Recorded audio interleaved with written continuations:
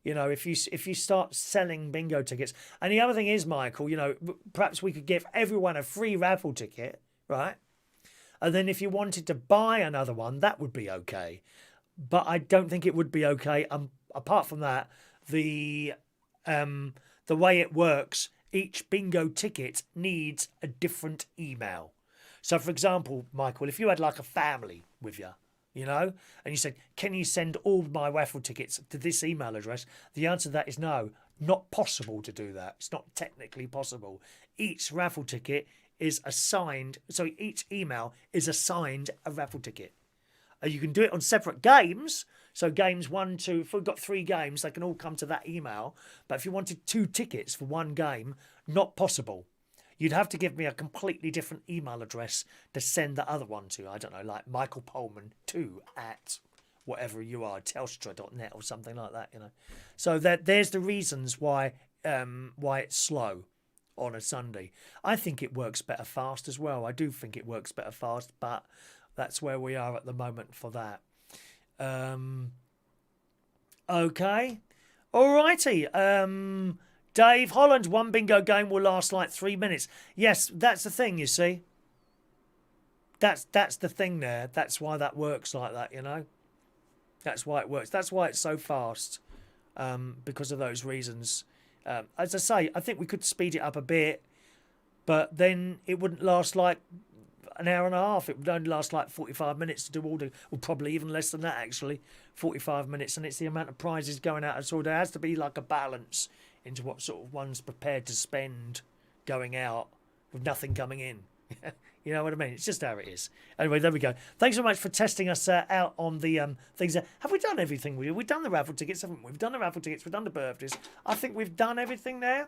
There was a couple of more stories I had for you this morning. And do you remember the human Barbie? Do you remember him? He wanted to look like Ken. I beg your pardon, Ken. The human Ken. He had all this face work done to look like Ken. Well, now he's done the trans. He's now what do you call it?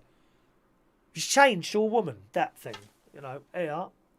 Now I recognise his face from when he used to be trying to look like Ken, but he's now become a woman. I'm not sure about the eyes. The eyes are a bit weird, aren't they? I think he's got those little.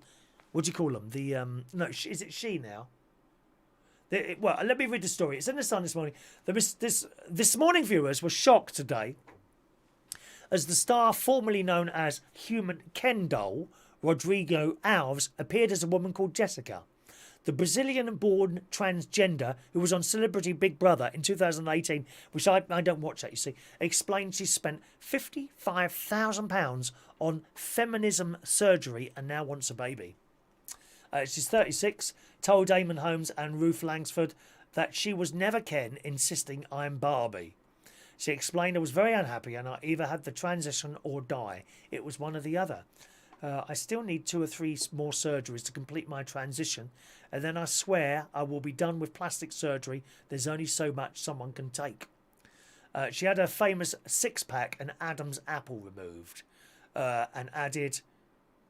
Sorry, Jessica, who has had her famous six-pack and Adam's apple removed, added, my priority is myself and my transition.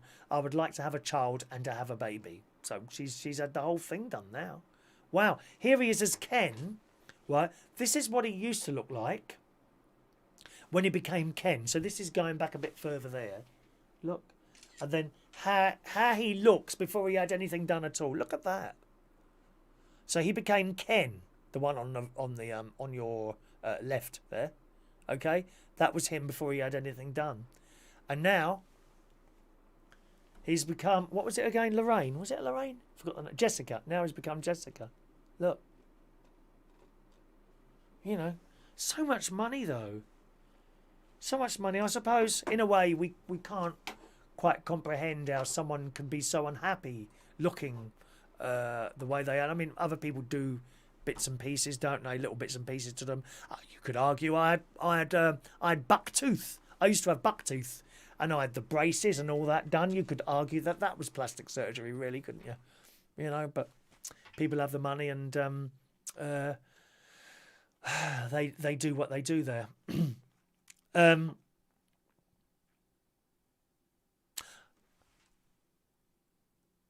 That's a good idea, Shania. What a good idea. Prizes. We could have prizes. The prize would be a super draw ticket. I like it. I like that. Very, very much indeed. Now, do we think that reduces the... No, because there would only be 2 or 3, wouldn't there? Reduces the chance of people who want a super draw ticket. I like that. Super draw ticket. I like that, Shania. So we could have the first 2 games could be a super draw ticket as the prize. The next 2 games could be like pens, fridge magnets, and then the last game, that would give us 5 games then, wouldn't it? I like it. I like it, Shania. Not from next Sunday, maybe the one after. Well done. What a good idea. My sister came up with a good idea as well, actually, because I was discussing this at length with her yesterday. When we first started testing out this new software, very quickly it became obvious how quickly we could now do a game. Because, of course, all the numbers are now set up in order, aren't they? The early ones and on that side, you know, the single digits, and on the other side, 90 and 80s and 90s, like that. They're all set up, and it's very quick to be able to do it now.